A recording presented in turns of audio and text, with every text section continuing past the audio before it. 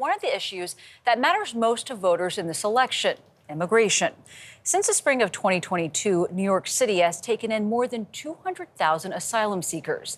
The vast majority of them are families with children. Lilia Luciano met a Brooklyn teen who came up with a plan to ease their journey with nothing more than a ball, a field, and the desire to play. Every other Saturday, these indoor fields in Brooklyn host a soccer clinic that stretches the globe. Most of them are from South American countries like Venezuela, but every week we're getting more and more kids from Afghanistan, which is really cool, and they all work together. So now, this is deciding it. 16-year-old Talia Landesberg learned the language of soccer when she was 4. They win, okay. Soccer is such a universal sport that you don't really need to talk the same language to play. She joined a global community of 3.5 billion fans who feel happy and at home in a soccer, or better yet, football field, no matter where they were born.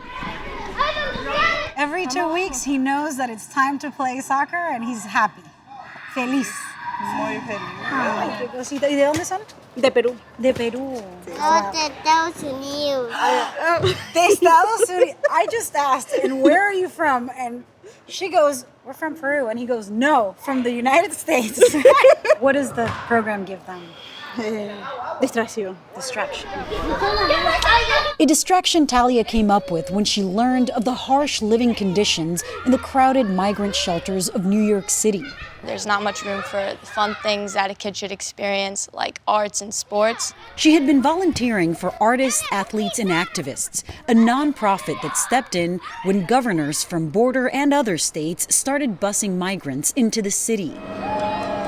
So unfortunately, there's so many policies that are being put in place to make this process difficult for them. They face a lot of bullying. The kids face bullying. Founder Power Malu says his organization has been responding to crises since 2017 in response to Hurricane Maria in Puerto Rico. Roberto Clemente comes to bat. Inspired by the vision of an athlete, a baseball hero who made the ultimate sacrifice while delivering humanitarian aid. Kind of like what Roberto Clemente's dream was when he sent aid to Nicaragua. He wanted to make sure that it got to the people, and so that's where the idea stemmed from.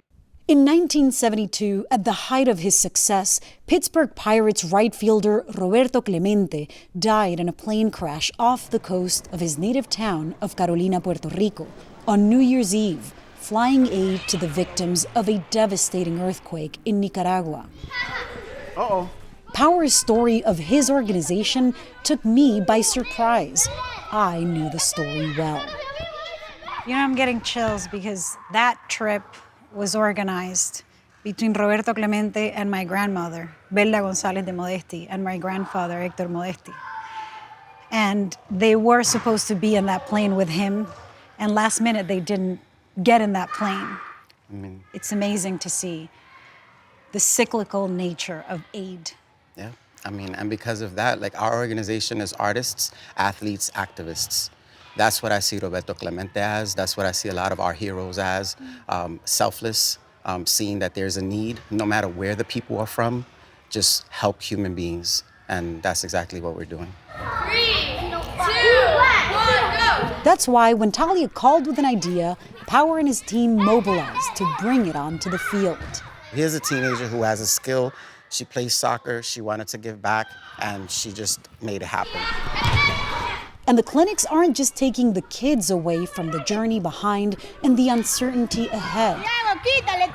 The field also opens a space for parents to find hope in their kids' biggest dreams.